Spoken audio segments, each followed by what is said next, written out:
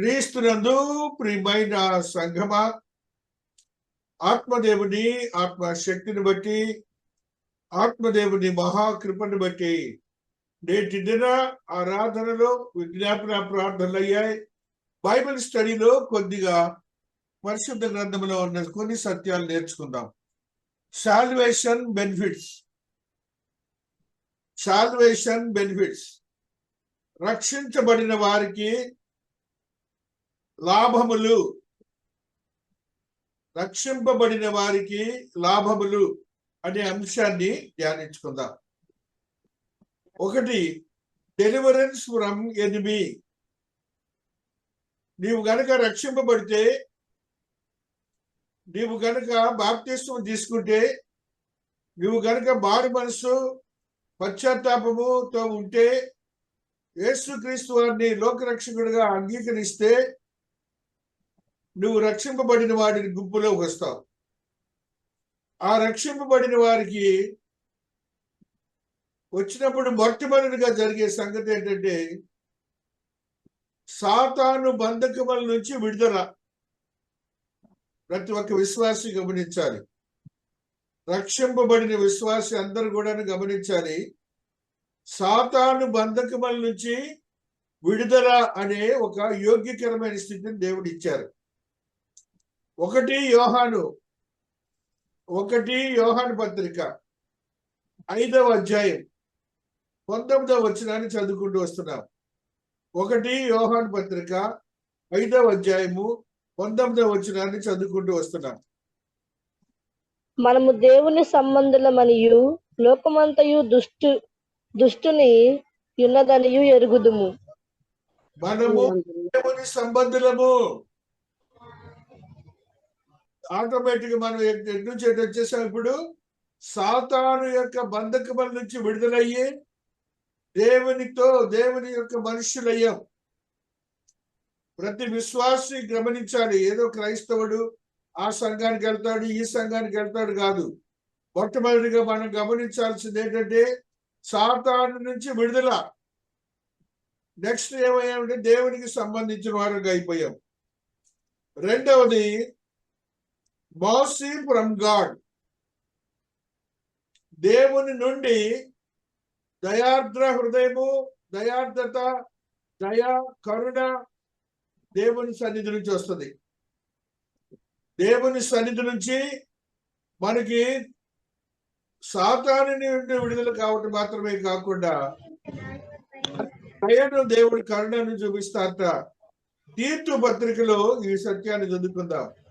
Titus 3వ అధ్యాయము 4వ వచనం 5వ వచనం వరకు చదువుకుంటూ వస్తుంది.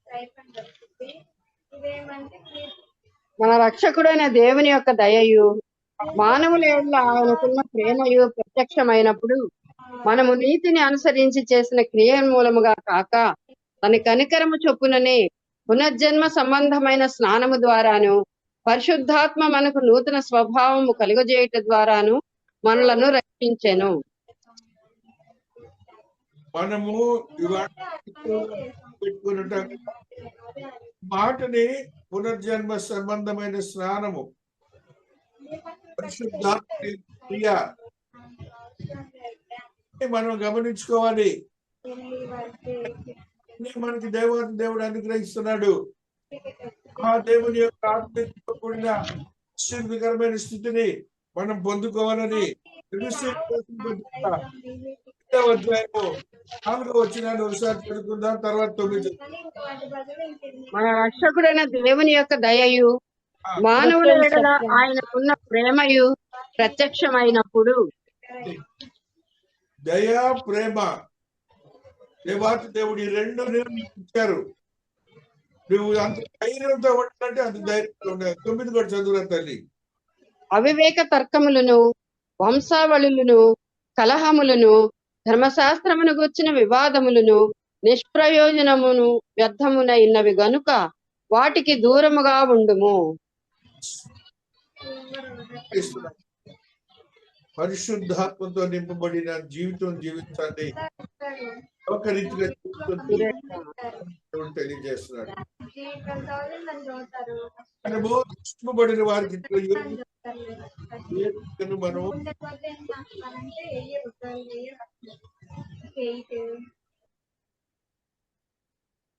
మహాదేవుని మహాకృపను బట్టి మూడవ శాంతి సమాధానము. శాంతి సమాధానము, దేవునితో సమాధానము, దేవునితో శాంతి. ఇది దేవాతి దేవుడు అనుగ్రహించారు. అంతకుముందు మనకు దేవునితో సమాధానం లేదు, త్రోయబడి ఉన్నాం, దూరపరచబడి ఉన్నాం. ఇప్పుడు దేవాతి దేవునితో సంబంధాలు కలిగే యోగ్యతను సంపాదించుకున్నాం.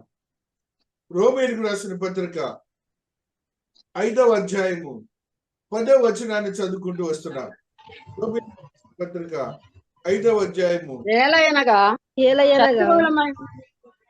శత్రులమై ఉండగా ఆయన కుమారుని మరణము ద్వారా మనకు దేవునితో సమాధానపరచబడిన ఎడల సమాధానపరచబడిన వారమై ఆయన జీవించుట చేత మరి నిశ్చయముగా రక్షింపబడుదుము.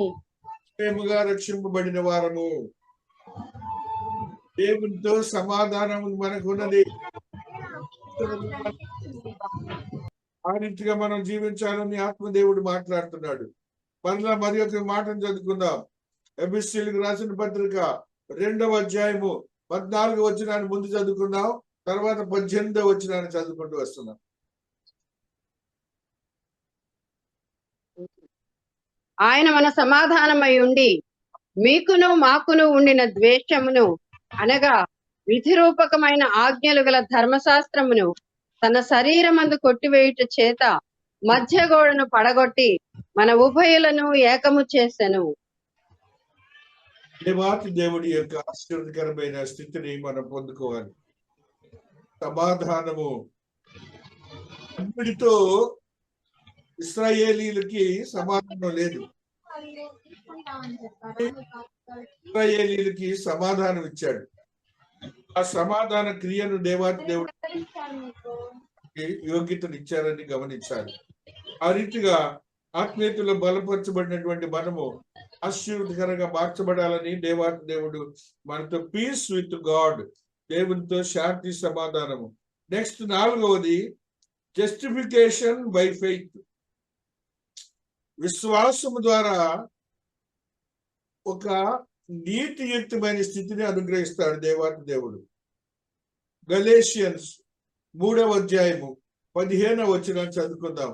గలతీయులకు రాసిన పత్రిక 3వ అధ్యాయము 15వ వచనములో జస్టిఫికేషన్ బై ఫెయిత్, విశ్వాసం సహోదరులారా, మనుష్య రీతిగా మాట్లాడుచున్నాను. మనుషుడు చేసిన వడంబడిన స్థిరపడిన తరువాత ఎవడునూ దాన్ని కొట్టివేయడు, దానితో మరేమియూ కలుపడు. ఇప్పుడు దేవుని యొక్క వాక్యముతో విశ్వాసమే కానీ లోకరీతిగా ఉన్నటువంటి మాటలు కాదు, చట్టాలు కాదు. నీ ఫెయిత్ తో అద్భుతాలు జరుగుతాయని దేవాతి దేవుడు మాట్లాడుతూ ఉన్నాడు. ఆ రీతిగా నీవును ఆత్మీయతలో బలపరచబడిన వాడిగా ఉండాలని మాట్లాడుతున్నాడు. దేవునితో సమాధానము. 5వది reconcile to God. Reconcile to God. 2 కొరింథీ 5వ అధ్యాయము 14వ వచనాన్ని ముందు చదువుకుంటూ వస్తున్నాం. 2 కొరింథీ 5వ అధ్యాయము 14వ వచనాన్ని ముందు చదువుకుంటూ వస్తున్నాం. హల్లెలూయా. క్రీస్తు ప్రేమ మనల్ని బలవంతము చేయుచున్నది.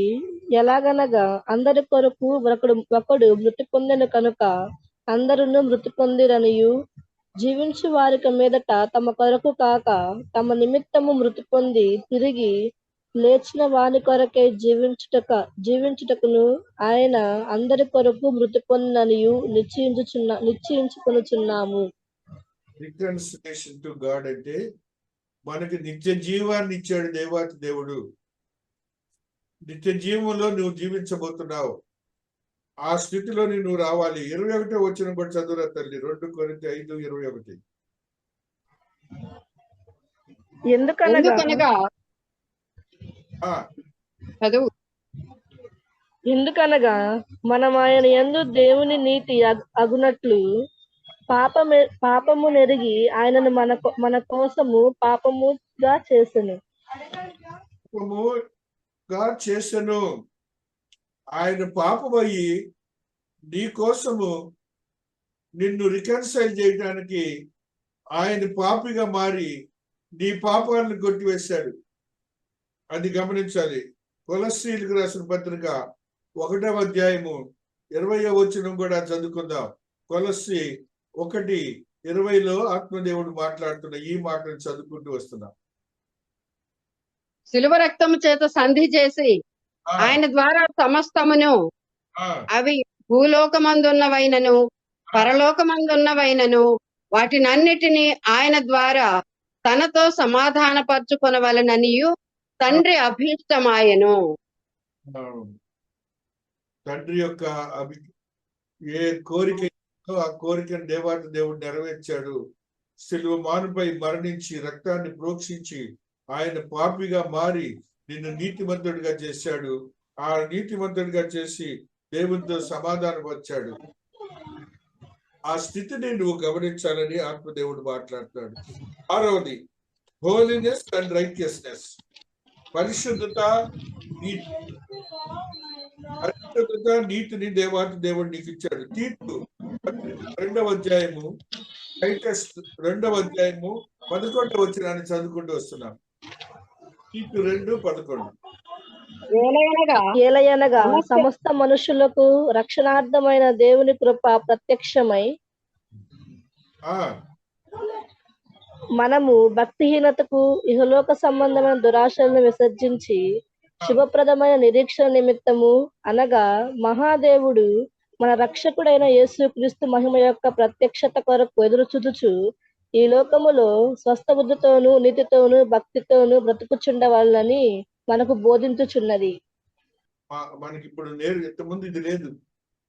క్రీస్తు ప్రభుల వారిని అంగీకరించాక మనం ఏ రీతిగా బ్రతకాలని ఇప్పుడు వాక్యంలో చదివాం. ఆ రీతిగా మనం బ్రతకాలని మహాదేవుడు తెలియజేస్తున్నాడు.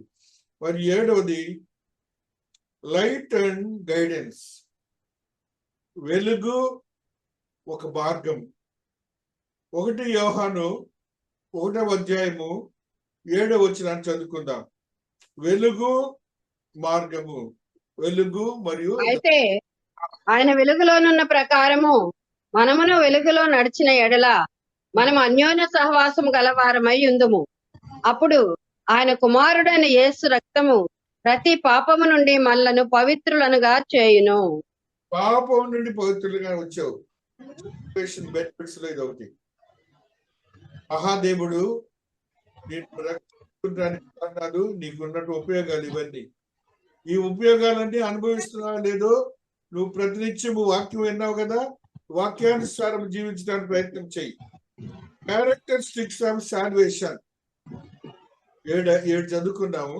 బెనిఫిట్స్, సాల్వేషన్ యొక్క క్యారెక్టరిస్టిక్స్. 2 తిమోతి 1వ అధ్యాయము 7వ వచనాన్ని చదువుకుందాం. 2 తిమోతి. దేవుడు మనకు శక్తియు ప్రేమయు ఇంద్రియ నిగ్రహము గల ఆత్మనే ఇచ్చెను గాని పిరికితనము గల ఆత్మని ఇయ్యలేదు. ఇప్పుడు మహాదేవుడు అనుగ్రహించిన ఇంద్రియ నిగ్రహము గల ఆత్మ అనగా నీలో ఉన్న పరిశుద్ధాత్మ దేవుడు నిగ్రహ గలవాడు. అనగా నువ్వు పాపం చేయటానికి కానీ తప్పిదం చేయటానికి నువ్వు ఏ మాత్రం కూడాను బయటికి రావు. అది నువ్వు గమనించాలని ఆత్మదేవుడు చెబుతున్నాడు. ఆ రీతిగా నీ ఆత్మీయతను బలపరుచుకోవాలని తెలియజేస్తున్న మాటని మనం గుర్తించాలి. అదే రీతిగా మరి యొక్క సత్యాన్ని చదువుకుందాం. రోమీయులకు రాసిన పత్రిక 8వ అధ్యాయము 14వ వచనాన్ని ఒకసారి చదువుకుంటున్నాం. రోమీయులకు రాసిన పత్రిక 8వ అధ్యాయము 14వ వచనాన్ని చదువు. దేవుని ఆత్మ చేత ఎందరు నడిపింపబడుతురో వారందరూ దేవుని కుమారులై యుందురు. 16వ వచనం కూడా చదువురా తల్లి. మనము దేవుని పిల్లలమని ఆత్మ తానే మన ఆత్మతో కూడా సాక్ష్యమిచ్చుచున్నాడు. దేవుని పిల్లలం. క్యారెక్టర్ ఏంటది? దేవుని బిడ్డలం మనం. తండ్రిని అబ్బా తండ్రి అని తర్వాత వచ్చిన బిడ్డ తల్లి. మనము పిల్లలమైతే వారసులము అనగా దేవుని వారసులము, క్రీస్తుతో కూడా మహిమ పొందుటకును ఆయనతో శ్రమపడిన ఎడల క్రీస్తుతోడి వారసులము.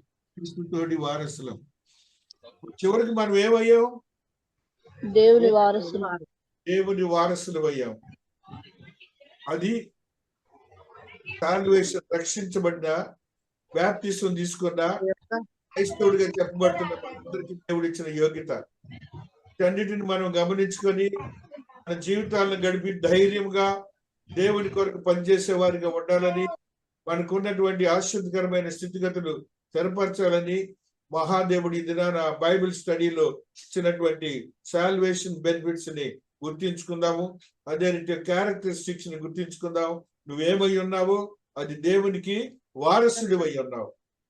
క్రీస్తు వారు ఎలాగో నువ్వు కూడా అంతే.